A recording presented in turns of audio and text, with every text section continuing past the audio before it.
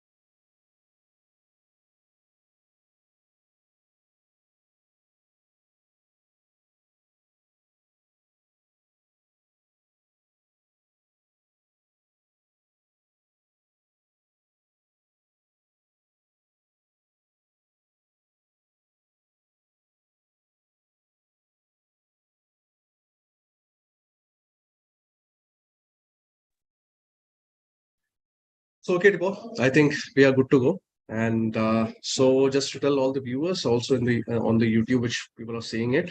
So just to tell Vibhu that have almost more than 2.6K viewers in the YouTube IILM link as well. So we can expect that in the 15-20 minutes, I think there will be a lot of people who will see this particular webinar.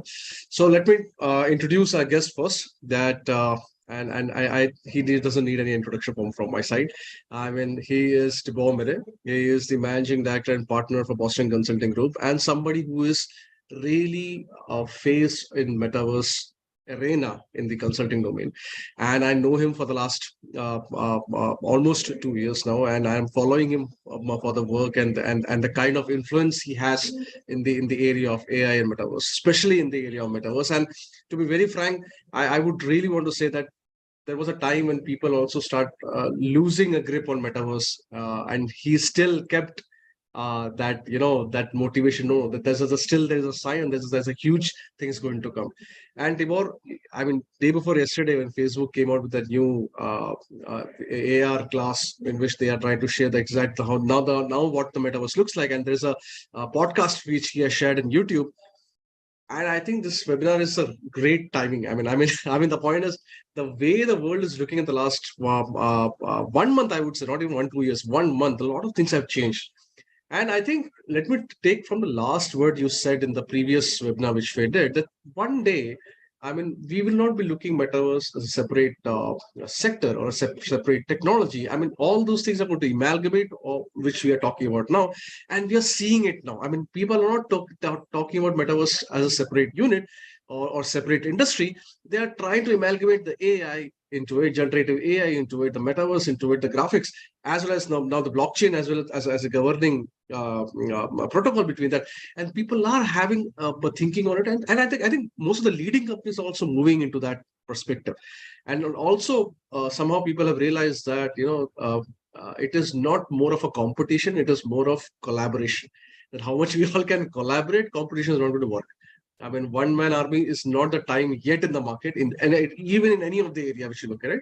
And but it is coming out, and I think AI was when it started out. I think because we are laymen, to be very frank, we realized that maybe metaverse may go in the backseat.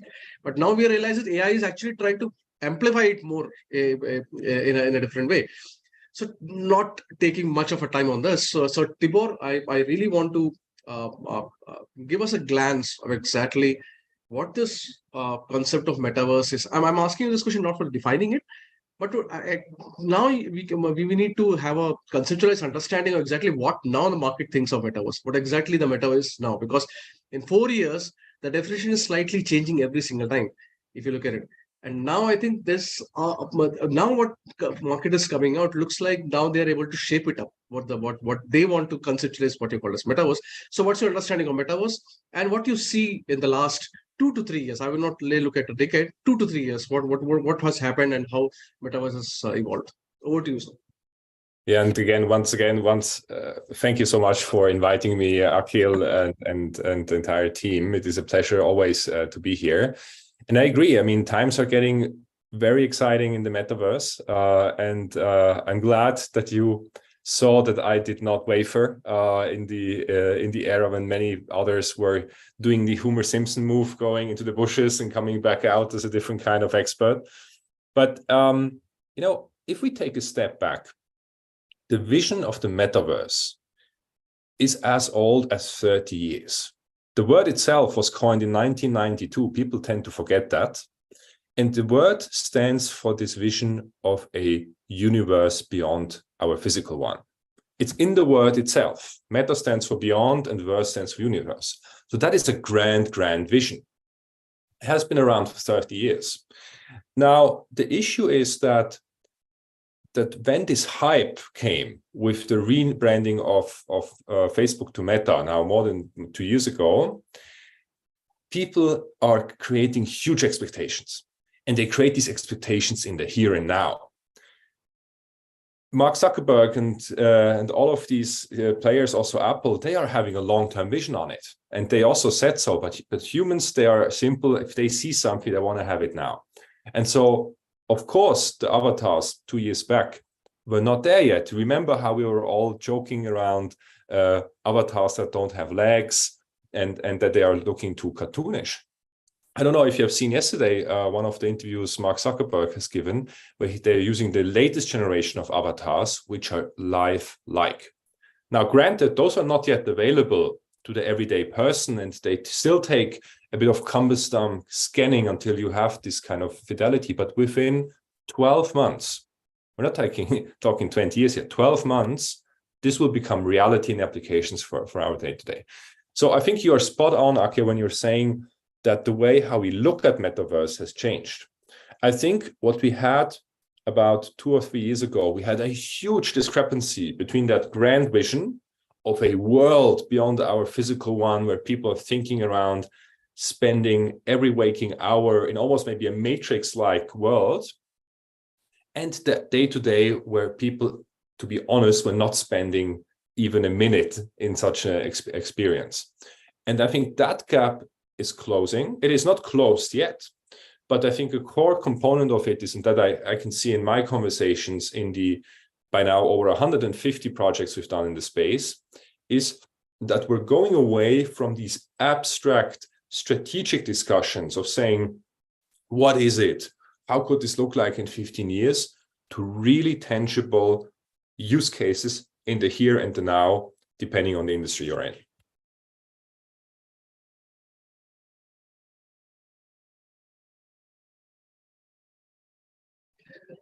So I think, let me take from what you said right now. So when you say that,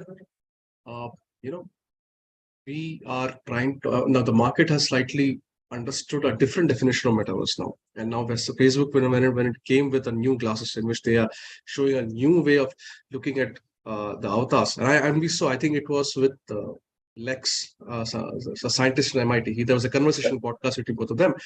It also gave us a new way of looking at metaverse. I mean, 2 years back, everybody criticized that graphics doesn't look good in the metaverse and all those things. It looks very cartoonish, like what you said right now. And somehow people are trying to remove it completely now. Now they are making much more realistic. But again, Tibor, let me see from your consulting viewpoint. Where is the customer at this moment? I mean, I know it takes time. But are we still keeping the customer's feedback in mind? I mean, in a sense, are we still linking them? I mean, how they're going to use these things? How the use case is going to be? Is there any plan in which they're thinking of it? I mean, Tibor, I'm a great fan of Metaverse, but let me criticize it just to make it conversation more.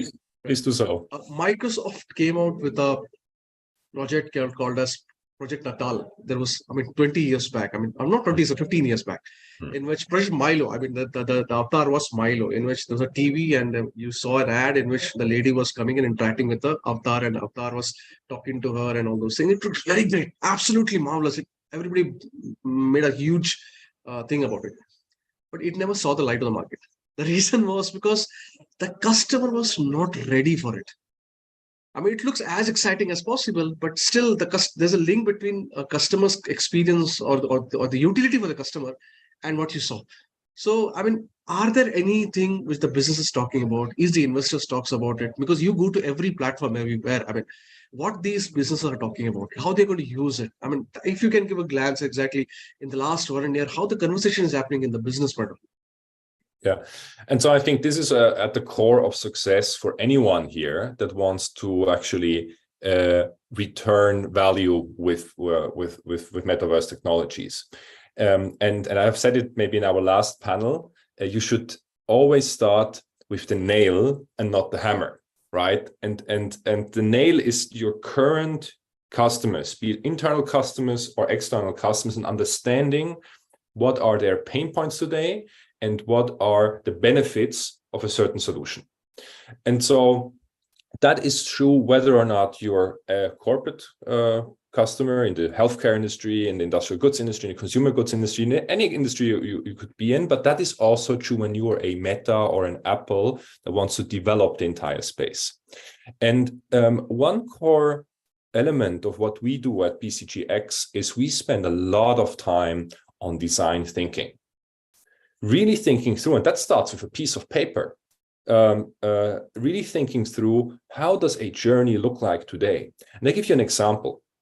We talked about metaverse and we're talking about the immersive side of things, but you also mentioned in passing the Web3 side of things, right? Where this is more of a hidden layer, which enables many of the more decentralized use cases. And one of the Web3 use cases we see gaining traction, for example, is loyalty. Now, here again, when we do loyalty enabled with Web3, we start actually again by thinking through the entire loyalty scheme and starting with what drives engagement, what excites people, what makes them more willing and more engaged with the brand, and then saying which elements of Web3 can you use to augment this. And the same holds true for also extended reality. I mean, and I think the other thing that I want to also point out there is, you mentioned now Meta quite visibly. I think something else happened since the last time we spoke. It's the Apple announcement of the Apple Vision Pro. And what I find quite interesting here is these two companies are taking a different strategy at the same problem. Apple has taken the path of actually maxing out what is technically feasible on the device today in terms of resolution, in terms of field of view, in terms of also ergonomics to some extent, that it's comfortable. And then the price became kind of the result of those prerequisites, and it landed quite high, landed in the $3,500 in the US. Now, the reason Apple did this is that they said, I'm going to put the best technology out there. And I'm actually, as Apple, I'm curious to see what developers can do with it, because we understand as Apple, it will take multiple generations for these devices to mature. People also forget it took until the iPhone 4, until the iPhone market really took off. And so Apple remembers this and says, we're knowing that it will probably take 3, 4, maybe even 5 generations of Apple Vision headsets in order for this to take off. Now, Meta also has a heritage as a company, is a different, is undertaking a different strategy. Meta is always looking at the mass market. That is how they became big. They became big with social networks, billions of people using either the Facebooks, the WhatsApps, or the Instas of their suite. So they are trying to go as low as they can on the price while still having a great experience. And the Quest 3 is, I think, testament to that. For $500 US, they have launched a device that is probably an entire generation better than the Quest Pro, and the full 2 generations better than the Quest 2. And it will be interesting to see with these 2 strategies, which of these companies will be able to unlock the really winning use cases earlier, because they will unlock, rest assured. I mean, let me take the Apple part. I mean, that was exactly my next question was. Now, okay, look at from the Apple perspective. Now, Apple somehow really hit the nail very clearly that it knows what exactly the present customer wants. Don't you think so? If you look at the glass when they were wearing, uh, they're trying to show the utilities which currently we are using it. I mean, in the sense you want to see the maximized movie or you want to see it more experience based. They're not showing anything which is yet to be done. I mean, something which you're not doing daily, or you're trying to explore your computers, or you're trying to do Yeah. those things, which is exactly what Apple is now, and they're giving more experience utility in it. Looking at the other companies in the picture, I'm not talking Facebook. Okay, Facebook really doing work, and I think that's a separate case study. But there is a criticism again. I want to ask you now. Please understand. I'm not criticizing. I want a good answer. I mean, the right answer from you. That's why I'm criticizing Very you. at Okay, all. so I'm a big boy. I can take it. yeah. So if you look at most of the companies around, somehow they are trying to sell a VR as a metaverse everywhere. If you look at, I'm not talking big companies. Big companies may be doing a lot of good things, but 80% of the small companies who are trying to be part of this particular ecosystem are trying to, sell a kind of a VR ecosystem called as Metaverse, which can be used as more of a sales utility for most of the companies. They're actually not defined as what Metaverse. What you said right now, the first answer that what Metaverse is defined as, those companies doesn't come under those circles at all. I mean, if you look at it very carefully, they don't come under those circles at all.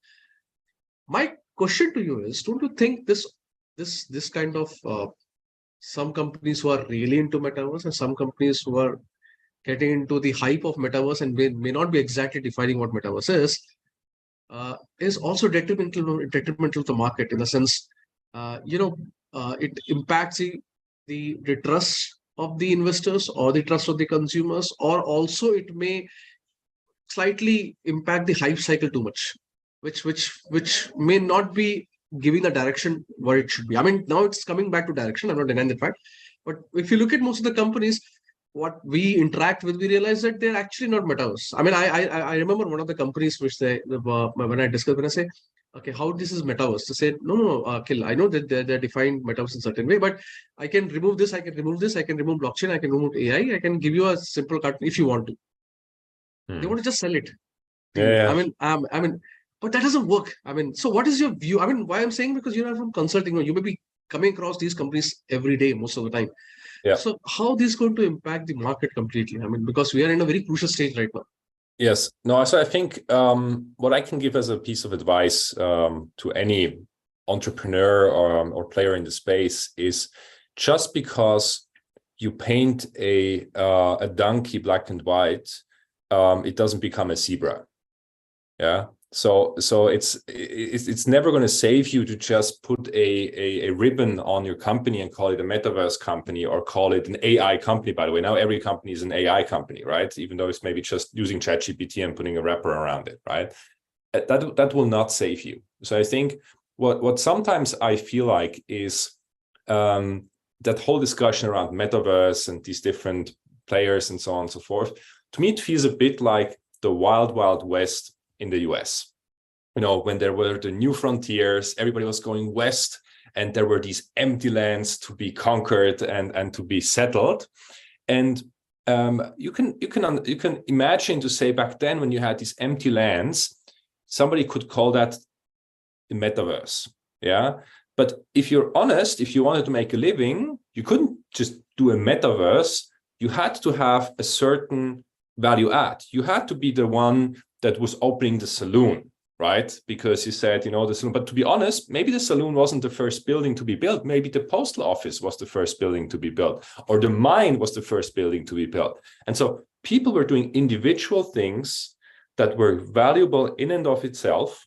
And that became then first settlements. And suddenly at some point, it became a city. And I think that's a bit how the metaverse will unfold. People will start doing individual use cases, individual platforms, and that will put this flywheel into effect. I think that's another image I keep using to say, you have to have a holistic view. It's not just about the devices. It is then also about adding the experiences. So the saloons and the postal offices and the mines, and maybe, even the hotels or whatever. And then you have the user-based adoption that will follow. And if you then can establish the last bit, which is a functioning economy, that people start earning money and are attracted to doing more of all of that, that is when the flywheel starts turning. And once you hit a critical mass, suddenly you will see attention and time of people being spent move into such an augmented experience. And suddenly we'll see, okay, we're actually living in the metaverse, but nobody has announced that it is here.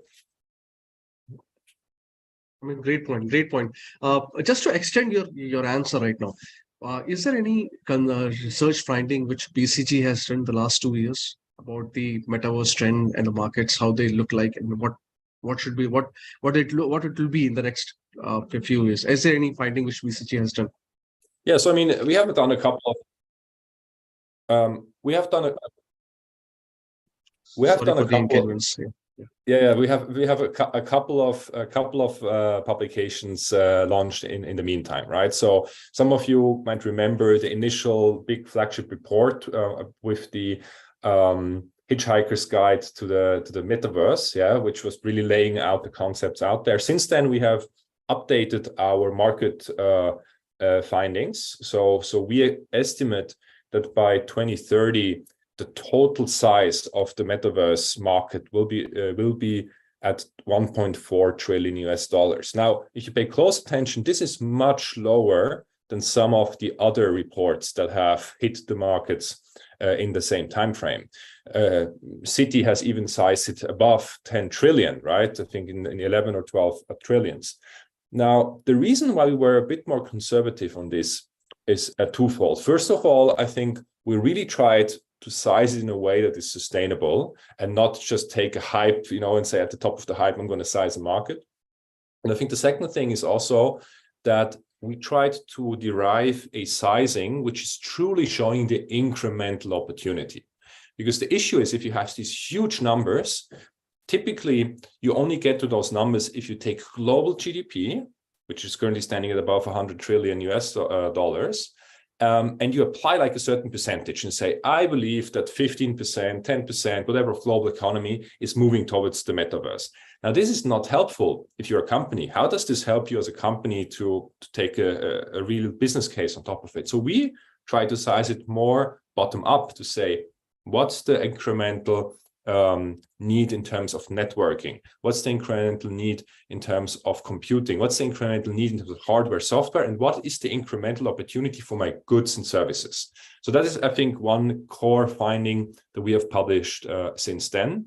I think we probably need to update that constantly because, as you say, some things are moving faster, some things are moving maybe slower. But that is, I think, the order of magnitude. And I think the other thing which is interesting is that we now keep getting interest and also publications on a more specific level. So we also have recently published a study in the healthcare sector, for example, of how the healthcare metaverse will unfold. And that is actually a sector we see quite some traction because, again, it is an area where we see use cases already being ripe in the here and the now, where you have added benefits in the area of training, in the area of guided work in terms of helping physicians in their daily work, or also in educating patients as of today. So, I mean, great point, Tibor. Now, let me also get into the application part of Metaverse. Now, first of all, I want to ask you two things. First of all, where is the content market at this moment? I mean, when I say content market, I want to be very clear what I'm trying to say. It's like you can have a great movie theater with all the sound system, but if the movie is not great, there's no point to it. I mean, people will not frequently come and watch it. As simple as that. So when I say content in the metaverse, in a sense, when you say training, so what kind of new techniques or the content being used inside metaverse, which makes people realize that the learning inside metaverse is very different from classic learning, and it is really giving something which cannot be done by the classic learning part. Now, for example, in India, we have a challenge in the education sector. I'm telling you, we started implementing metaverse, but on the first phase, we fall down directly. The reason is because we did the same classroom learning inside metaverse. I mean, the teacher comes and have a conversation. So the students try to realize that, this is the same thing which we do in the real life, and real life looks much more immersive than the metaverse for me. So why should I get into metaverse? Then we realize that the content in the metaverse also needs to be different from what it should be. And I think that is where I think people, I may be wrong, because Boston may be doing much more work on this. People are not focusing much into the fact that how a customer can be hooked in the metaverse. In the sense, there's that hook point which makes the person come again, come again. That still is something which is making. Have you seen something like that which is exciting? You felt that this is something which is making out. And secondly, what is the status in that? Whether you are giving any consulting in these areas, or your team is trying to advise people that you should something do the content. Because I don't see many companies who are working as a separate company giving content for the metaverse. I mean, there is also a very good sector. I mean, where you have to have content. It's not only the space which is important. Absolutely. No, I mean, there's plenty of good examples. I think the reason maybe why they are not that highly publicized is I think that it is still very much focused on the B2B sector, or that individual companies are infusing their trainings with it. So I think why do I say that? The reason that it is still predominantly on the B2B side is it is still cumbersome. Yeah, there's a reason we're doing this webinar now in using Zoom and YouTube, because it is just so easy for anyone who has a mobile phone to join, right? And if we would have done it in a VR setting, it might have been cooler, because we could have immediately been transported to some of these experiences, and we could have been doing it more immersive, and we could actually high-five each other, Akhil and I. But that is something that would have been too cumbersome in the current status. And so I think what people tend to forget is the smartphone has been launched, or the iPhone actually has been launched in 2007. That is 16 years ago. It took 16 years of educating humanity of what this is. And now everybody knows. My own 5-year-old daughter, she can use this, although I've never shown her how it's done, because it's so easy. When was the last time any of you has looked at a manual when you got a new smartphone? Nobody does it, because you just use it, right? And we tend to kind of apply that expectation also to new technologies like VR. And that is, I think, a bit of the disappointment then, because you say, okay, this has to be from the beginning. It has to be as easy as using a smartphone. The content has to be, I need to be able to have an app for everything and all of that. And I think that is a bit of a discrepancy why people get super disappointed. And that's also a reason why Apple is doing it the Apple way.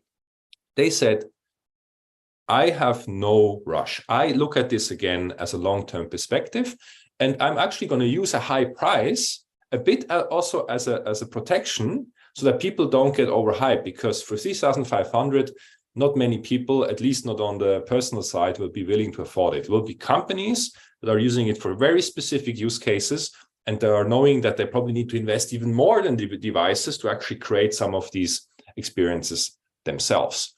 And the reason why they were showing the use cases that you mentioned, I fully agree. Except of maybe the three-dimensional videos that you can capture, and which you can actually capture with the iPhone 15 now, none of the use cases were actually three-dimensional in nature, right? You had the two-dimensional movie screens, you had the two-dimensional work screens, and the reason is that Apple really wants to stick to the nails that work, and not show some fancy hammers that nobody understands and needs today. And secondly, I think you bought iPhone 15, right? I have not yet, to be honest. Yeah, I'm a big, but I give you the reason why. I mean, I will at some point probably get it, but the reason is, again, and on that side, it is also a bit the phenomenon. You can also see that the smartphone or the iPhone is a mature technology, that you start forgetting which iPhone you actually have. I actually always have to look up in the menu which kind of iPhones. They all look pretty much the same. Yeah, you remember, like 10 years ago, you could immediately tell if somebody had the newer version or not, and now they all look the same. I think the one thing that would excite me about iPhone 15 I don't care if the camera has now another megapixel more or less, or if the display is a bit brighter. But I am curious about that spatial video capture. I think that is an interesting part that I'm going to be excited about. So I think that's in 15 Pro. That's only in 15 Pro. Yeah, so I need to check if I can get that one. Yeah. Okay. So that's for just a casual curiosity. Just I asked you. Okay, so let's go to the next one. Now, before I think we are going to the last ring of this particular round. So, what is happening in the legal and regulatory aspect of the metaverse? And I want to not only ask for metaverse, I want to ask about AI, metaverse, and all the emerging technology, because now everybody's bursting together in the ecosystem. So where is the government and the legal and regulatory? Because in India, they are really, I don't know whether you are in the news nowadays to see what Indians are doing, but Indians are really getting into the startup ecosystem really well. And the government is really monitoring in terms of the regulatory framework to come out exactly how to make sure we handle it right. Because I know it's extremely challenging. When it's a government, it's extremely challenging because understanding these technology itself is a big challenge. And by the time you understand, it goes to the next level. So I mean that's how every time it happens. I mean, we see Google, Facebook, the war which is happening in terms of the data integrity and privacy issues. We realize the issue is not that who committed what. The issue is whether the government understands it or not. Because it's very difficult to understand. I mean, this happens. But at the same time, it is very important to have a legal umbrella, the regulatory umbrella to keep moving with it. So where is Europe in this landscape at this moment? What is their view and how they're thinking? Absolutely. And I think I want to reiterate, it is not only important, it's actually positive if regulation starts happening. Because the one thing, if you're like an individual or if you're a small startup, you might, not focus so much on regulation, right? You just try your stuff and sometimes, you think you're flying below the radar. But in order for really large players to enter this, or also institutional investors to enter the space, they need to be able to rely on stable regulation. It's not so important what is forbidden and what is allowed. It is about that it's clear and that it is stable, right? Because if you cannot trust that regulation is going to be sustainable and that every year there's going to be a change and something gets again forbidden or allowed or whatever, then people will not invest in it, at least not large scale investors, right? So that's, I think, the first thing I want to say. Now, you mentioned 3 areas which are quite diverse. You mentioned Web3, you mentioned AI, and you mentioned also Metaverse or, immersive technology. So let's break it down a bit from my vantage point. I think in my view, probably the whole Web3, and I would include crypto in this, has been the one that has been the longest in the public eye of investors. And it's a little bit also how, the hype curves have evolved. I think we first had the blockchain and the crypto wave, which was very financially driven, which is highly regulated industry. So that's attracted regulators' attention quite early. I think the metaverse topic, I don't see that many large-scale regulations yet in place. There are a couple of working groups, a couple of strategies, like national strategies being proposed. But there, to be honest, I think the regulation that is relevant is actually more self-imposed. I see a lot of conversations in the tech sector and also in the consumer goods sector that is, for example, focusing quite a lot on the topic of child safety, because there is increasing evidence that putting kids under the age of 13 into virtual reality experiences can have adverse effects on the brain, because it is so realistic. And also, if you're a very young kid, the boundaries between fiction and reality hasn't formed yet. So if you have an experience, even though it's a game, it can have traumatic effects on your psyche, and it can also have adverse effects on your brain development. And I think that is quite true for immersive experiences, because it's just so intense, because you're actually thinking you're there. But to be honest, I think we'll see more of that debate also, even just with regular 2D media consumption. So I think that is something on the topic of child safety that is happening. I think the AI part is now obviously the hottest topic for anybody to talk about, and regulators are also stepping up here. I think regulators are still trying to understand this better, and say, what do I need to regulate? And it is currently quite a focus also on the elements of copyright as well, right? I think right now in Europe, we have a couple of high-level lawsuits of actually writers and authors of books that are actually suing because they say that their books have, against their will, been used to train these large language models, and hence allow then in a second step any kind of user to reproduce stories in the style of that author, right? I mean, you and I, you could just type in ChatGPT to write a continuation of Harry Potter, and it would probably, it would probably feel like Joanne K. Rowling would have written it. But I think here again the question is: A, was it legal for such a large language model to be trained on Harry Potter books in the first place? And B, what if, even if they are able to train models without that, stories resemble that, would that still be allowed to be published under that? So I think there's a couple of these lawsuits still pending and working on that front as well.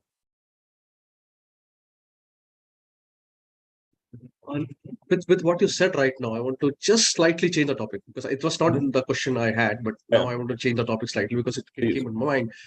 What is the position of generative AI at this moment? I mean, I ask you because of 2-3 reasons.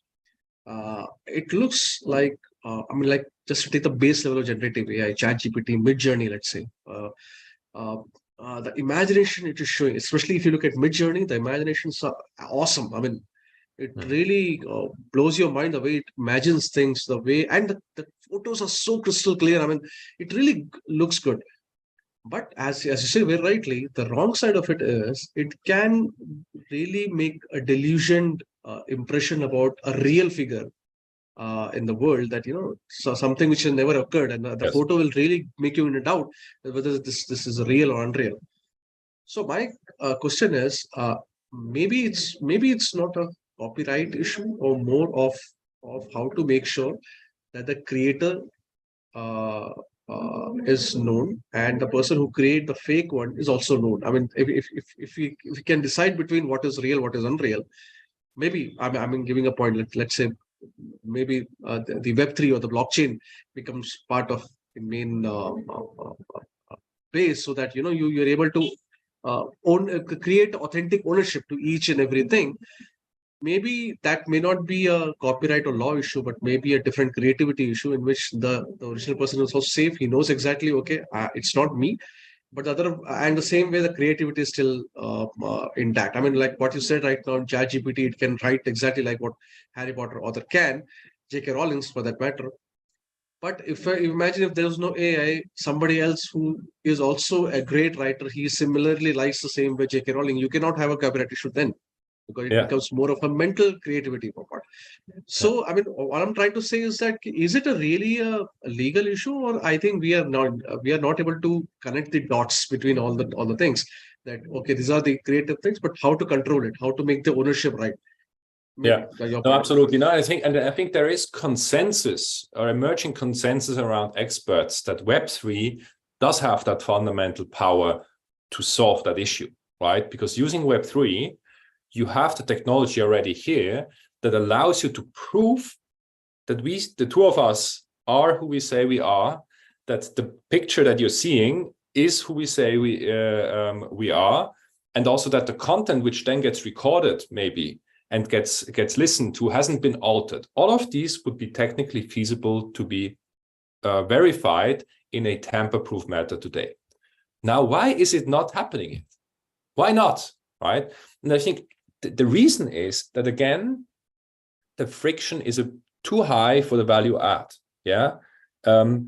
People that are listening to this, they will just trust, that it's Akhil and it's Tibor and it's being published under your official accounts. So they don't necessarily want to connect their wallets in order to sign this, and do all of that is too cumbersome. And also at the end of the day, they say, even if that video is a bit fake and everything, my life is not going to be changed, because I saw one fake video, right?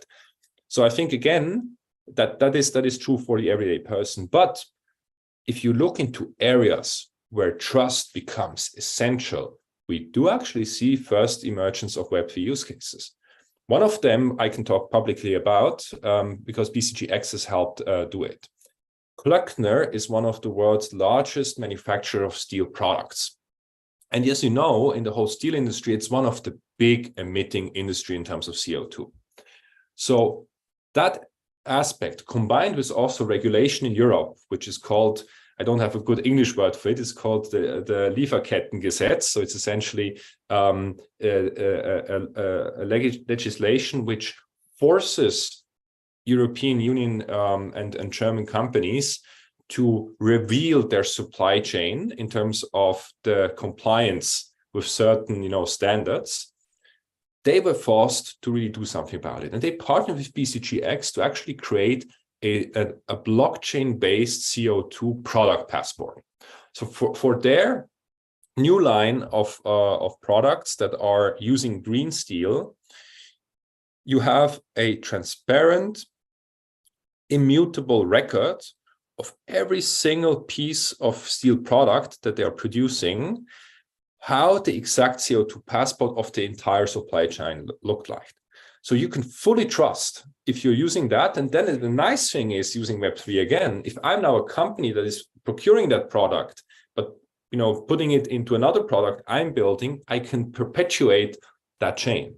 So there we do see that happening in these pockets where trust, where transparency is becoming crucial. And I think what we will see is a trickle-down effect that we see for these areas will become bigger and bigger. And as the friction comes down, as the whole area of Web3 becomes more embedded, imagine that maybe one of the iPhone generations, and maybe it's not Apple because they're currently a bit, reluctant on the whole Web3 topic. But imagine it is as easy as you can switch on a feature that as you are capturing video or audio is already embedding that watermark on chain. And you can be sure that it was Tibor recording that video and Akhil is also signing his video. And at some point that trust is being tamper-proof built in.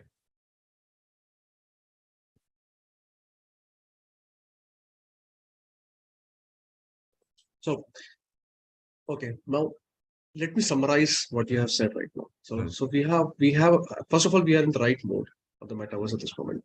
Two of the competitors doing really great, Facebook and Apple, differently, but they're doing really great. Microsoft's also coming up with Copilot integrated with an immersive experience, which is also coming up great. Now, the question here is, this question is very crucial.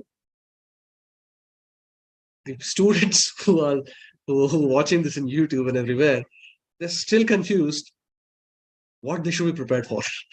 I mean, the sense, I'm aware that it looks like a casual question of every webinar to end with, but these questions are having a different answer every year nowadays. I mean, there are a lot of things are happening around. So Tibor, 2-3 things. First of all, where you see these technologies in the next 10-15 years, quantum computing is coming in what way? I have no clue. But it looks like something like ChatGPT is going to be falling on us in the next coming year, like what happened in December. I mean, I remember very, very clearly when we have a discussion previously, there was no clue that ChatGPT is coming in. There was no clue. And I think it was hardly a month after that, hardly a month after that. And the whole equation changed. So now we have AI, you have immersive experience, you have metaverse, Web3, which is also slightly, the hype has gone, but now it's coming to the use case cycle. It's slightly saturated, coming to the mid cycle of it. It's good. All the three are coming up. And generative AI is really showing the potential. But the problem here is I see companies, that's where I correct my students in education sector as well. And I think the same is happening in Europe. The companies, their job opportunities, if you look at it, is also changing every 6 months. And I can boldly take an example of Accenture, for the global leading firm. I remember 2 years back that the demand for developers of Web3, I mean, who have expertise in blockchain, was huge in Accenture. What was the project? Nobody knows. I mean, it was there. The project was there. I'm not denying the fact. All of a sudden, they realized the metaverse is coming in, so they want to build it up. And there was huge, and it's not a criticism of the company. I mean, every company does it. I'm just giving an example. Yeah. All of a sudden, they wanted somebody who has experience in Unity, Unreal, and have integration of these things, etc., business use case, Even I remember chief metaverse officer was something which came out in most of the companies. ChatGPT came in. All of a sudden, the demand of NLP language and how the AI developers, AI engineers, AI designers, I mean, and strategists. There's a new position called AI strategist who designs, who integrates all these things together. They're also coming in. But the problem is, I look at from the student perspective, or you being a student. I mean, you were also a student 10 years back. Every 6 months, you're seeing a change in the portfolios which the company want, and it is not exactly same. Yeah. So first of all, you have to answer two things. I take too much time because I'm a teacher to full stop it. Sorry. so where the technologies looks like in the next 10 years, as per now, what the scenario looks like, and how the future generation who will be coming in next 3 years. I'm not even looking 5 years. I asked the previous question as 5 years, 3 years, who are coming in 3 years, what they should be prepared for. Yeah. So I would probably summarize my answer in 3 points. So first of all, you need to really learn to learn. It will not be enough to just do a one-off university diploma and then think I'm set for life and now I can just go and work. I think you need to be putting yourself into the mindset that you need to continuously learn. And this can mean you do obviously a master's degree. This could mean you do just a webinar. There are different shapes of. This means that you can just regularly get books. I try to read a lot of books, to be honest, and I always try to balance a bit. Doing one fun reading, usually something in the science fiction area, anyways, which is going into high tech. But then I try also to read books about. I'm currently reading a book about virtual economies. Yeah, and I can again share my updated reading list with the audience as well. But that's, I think, number one, learn to learn and keep at it. I think the second part is also you need to force yourself to look through the hype, because it is easy to get carried away by just a new hype and you think, it's all of that. But I think what helps to me is kind of looking at that hype cycle curve. Right. And if you can Google it, Gartner's hype cycle, I think they did an amazing job of just coining that dynamic. And it's not so much around the exact timelines or the exact shapes or whatever. But if you look at it closely, for every new technology, you have kind of that slow start. And at some point, the hype hits, right? And it really mushrooms. And then at some point, you hit that peak. And the one thing, and you need to understand the dynamics behind such a curve. What do I mean by it? Hype happens when a certain technology becomes tangible for the everyday person. With generative AI, to be honest, the whole AI field is decades old. In the 40s, research started, and transformers, which is the underlying technology behind ChatGPT, have emerged in 2017. 2017, 6 years ago, nobody was talking about ChatGPT. But the reason the hype really blew off was ChatGPT, because suddenly everybody could just download an app or go on the website and try it out. And all of us have done so. We have created funny poems for our families. We have created rap songs. We have just, looked for a recipe or, had a conversation. And that's when it becomes tangible for the everyday person. That's when the hype happens. With Metaverse, similarly, when Facebook, one of the biggest platforms on the planet, changes their name to Meta, you suddenly start thinking, what is this Metaverse, right? So this is where it became tangible for the everyday person. But also what you need to understand is hype is not everything. And that's why every of these hyped topics is bound to experience some level of disillusionment. I'm going to tell you, the whole generative AI will also experience that to some degree. It may be different than Metaverse because it is something which is much more broadly affecting industries today. And so I think if you have that dynamic and you can look through the hype, it allows you to also take a longer term perspective on any new technology. Yeah. And I think the third element is that you should, when you are trying to figure out what can be your role in this world, you should always think of where is an area I can truly create differentiating, value-adding skills. And that takes time. You will never reach a level of proficiency if you are switching gears every 6 months. It will just not work. Yeah. And so you need to also take a certain risk and investment to do so. And I think generative AI is actually going to accelerate that, because I was on a panel this week in Berlin, and one of the fellow panelists, he had an amazing way of putting it. He said, generative AI is not superhuman yet. And we all know this, who have played around with it. And yes, some of the images look amazing in Midjourney, but not every image looks perfect, right? So we're not superhuman yet with these generative AI technologies. But generative AI is probably already at the level of an intern. And so if you want to understand where your true value lies, go through your everyday workday and think of which of the tasks you're doing could have been done by an intern. Because that is the part which will very rapidly be taken over by the co-pilots of this world, by the ChatGPTs of this world, by these new tools of this world. But the beauty of it is you will realize that probably what makes you truly successful, what actually is also driving your passion, is the part which couldn't have been done by an intern.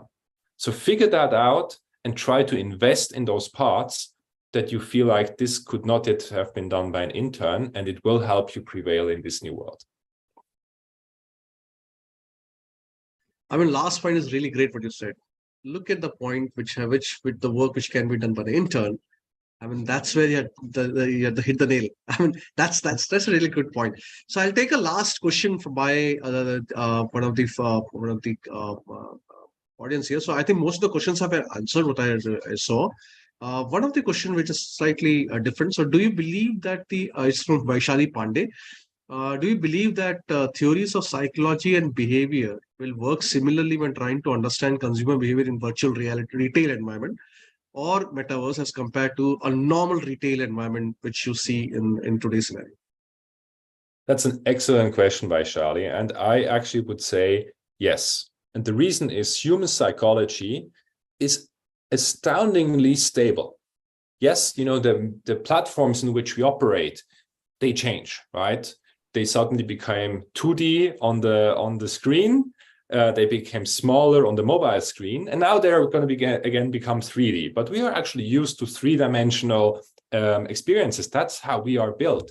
It is unnatural for us to look at a two-dimensional glass pane, no matter the size, to interact. We are human beings that are been built over millions of years into three-dimensional beings. And so what is interesting is that it is actually much more promising to go back to that when you are designing trainings and you're designing commerce and so on in those three-dimensional experiences, because interestingly, skills that people have from designing, for example, shopping centers or physical retail, they suddenly become more important when designing experiences for the three-dimensional world. And so I think that is a bit maybe the trap, Akhil, that you might have stepped into with your initial Metaverse lecture, is that you were used to a Zoom kind of environment and you were transporting that environment into VR. But probably if you would have gone back to say, what is the best way of learning in the physical world?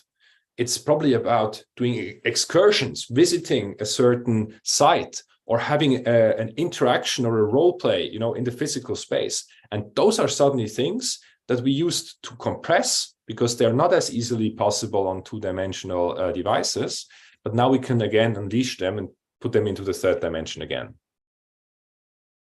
Great point, Tibor. So I want to add one last point, and I think this already you have answered, but I think the curiousness of these the person. So I will let me show you to you.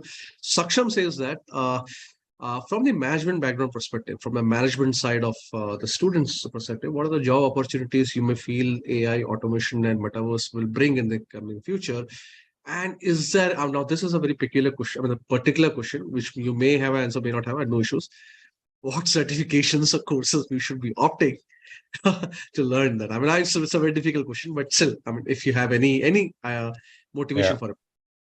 Yes, let me give a high-level answer, and then we can go a bit more deeper. So I think I want to reiterate the whole intern metaphor that I made. Yeah, if you're contemplating different jobs or profiles that you might want to undertake, think about what percentage of that is intern-like work, right? Or repetitive, or that you could, get trained, because that runs a real risk of being substituted by AI in the future. Now, that means that you should always try to think of what are elements that are difficult to be replaced. And I think what to me sticks out as a rule of thumb are two things. I think one area is about designing and orchestrating these solutions. So if you are the one that is able to understand the human issue and friction at hand, and this requires actually a combination between design thinking skills, psychological things, but also industry-specific knowledge. And then you not only have that expertise, but you are also able to understand and say, which type of technology should I pick and orchestrate in order to solve this issue? Be it on the AI front, be it on the Web3 front, be it on the digital front, be it whatever kind of solution is out there. I think that is a skill that's becoming more and more relevant.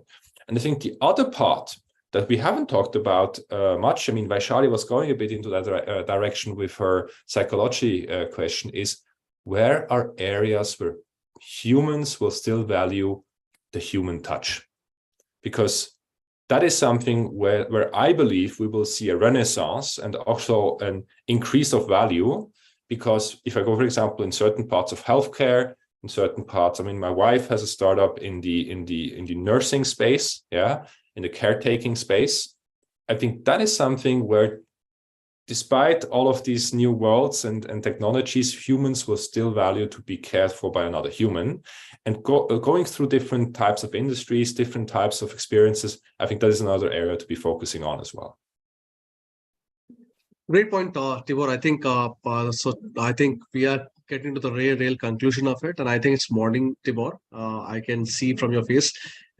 So I'm so great. You have given the time to us. So let me give a frame of what exactly you have really talked about. So the good part is it's still not a hype. It's a real metaverse which is coming up, and it's a huge model which we will see the next 2 years.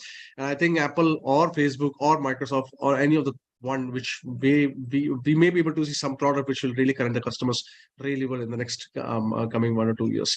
Apart from that, as you have said, the metaverse is almost $1.4 trillion opportunity in the next 10 years, which is more of a conservative estimate, which you said. I think that has already built the ring for most of the students who are watching in the YouTube and other places. So that's a huge investment for people to work on. And now we have covered up the legal, the consumer, but the future aspect of all the metaverse and how these three technologies are going to be amalgamated in the next coming future. So great, thank you, Tibor. And I think. I would better, to be very frank to you, your podcast is always something, is part of my repository for class. I'm telling you frankly, it's not that I'm trying to impress you. This is a truth. It's a pure truth.